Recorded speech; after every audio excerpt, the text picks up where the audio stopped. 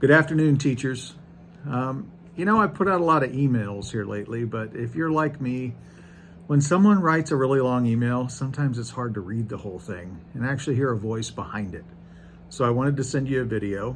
We've all learned to live in some kind of video mode in the last few years with this pandemic. That's a word I really don't want to use anymore, is pandemic. But let's talk about, I'm going to look at my notes occasionally. Let's talk about that mindset of coming out of a pandemic and getting back to some kind of normal. I heard a word called endemic. It's just the way things are. And that COVID-19, coronavirus is just kind of the way things are now. We have choices about taking a vaccine or not, what we do or not do.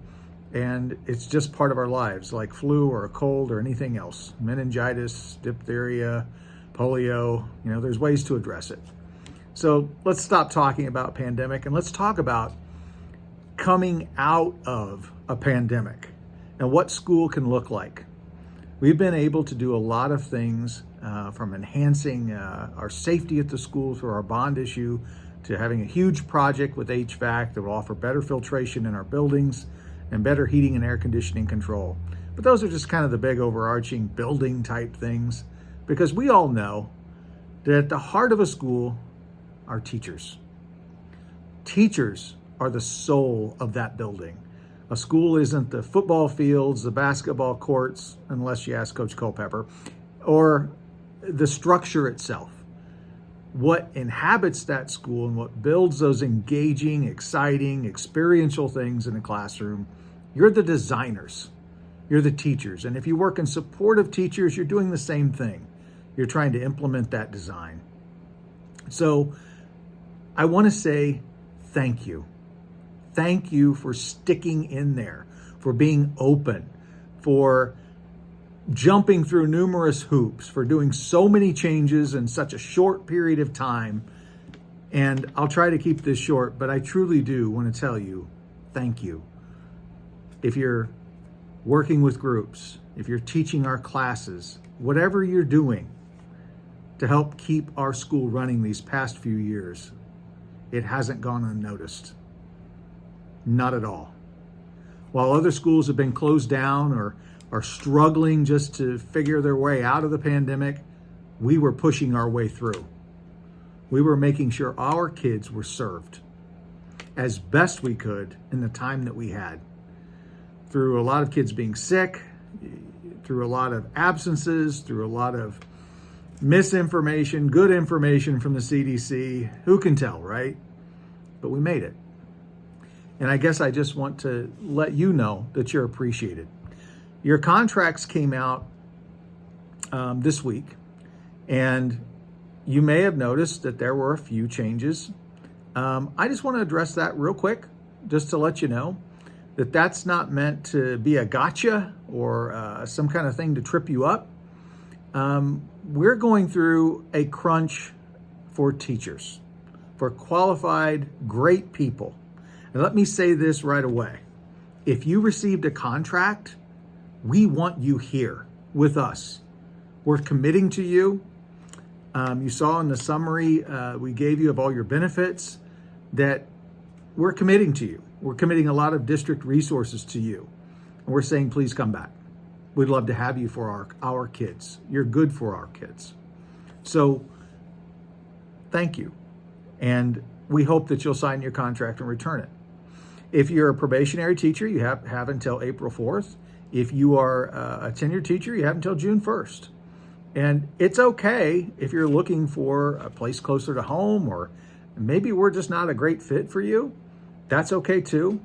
But I guess what I would say is that if there is something you'd like to see improved, that you're talking to us as administrators and you're hopefully finding that we're listening to you, because we do. And there's no reason to be scared of us, because we were teachers once as well. And we'll just always tell you the truth. And it may not be a truth you always want to hear. It may not be exactly what you want, but it will be the truth. And like I said, if you received a contract, we're happy with your work and we want you back. It's our commitment to you. and to your growth as a professional, as an educator. Hiring has been so much more stressful on every school district. Just ask around. It's difficult because there are only a few thousand young people coming out that are fully certified, and there are tens of thousands of jobs, is what I'm hearing. Something like 1,500 and 7,500 are those two numbers that are being floated around. I don't have a running tracker on that, but I'm hearing about 1,500 graduates and about 7,500 jobs. So the job market is out there. I'm not encouraging anyone to go anywhere, but it is out there.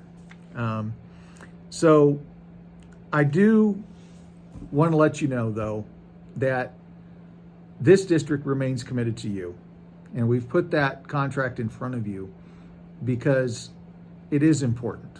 It is important that we have great educators going into the 2022-23 school year that can serve our community. Like I said at the beginning of this, the soul of the school are the people who are working with kids. That's our paras, that's our aides, that's our lunch ladies, that's everybody who serves them.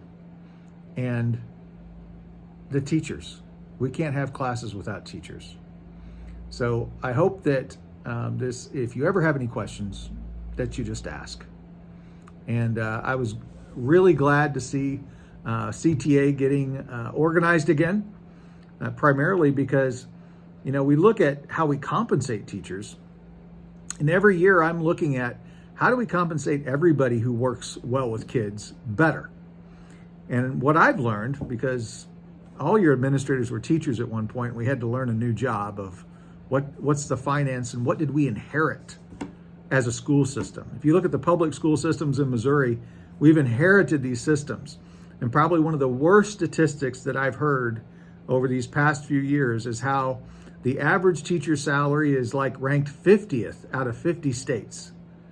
You may be looking at, central office and say, pay us more then. Or maybe you're looking at other districts and saying they pay more. Here's what it all comes down to. This comes down to how much your state government is willing to tax and allocate to school districts. That is really what it comes down to. School isn't free. Teachers aren't free. Lunch ladies aren't free. Our custodians are not free. Superintendents are not free. We all have to be paid for our jobs. And I believe they should be competitive wages, competitive salaries.